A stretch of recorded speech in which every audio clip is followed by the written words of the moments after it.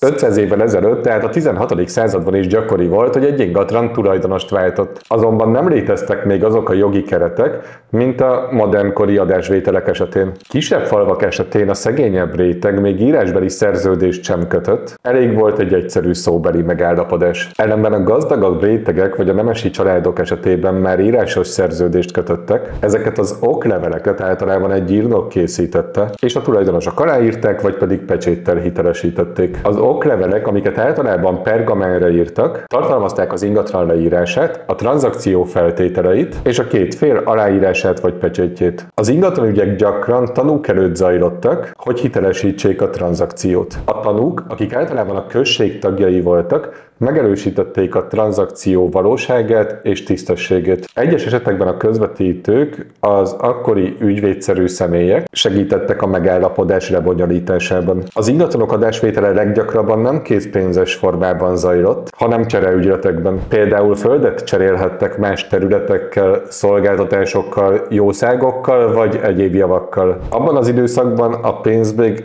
nem volt minden területen elterjedt, így a csere volt az egyik leggyakoribb tranzakciós forma.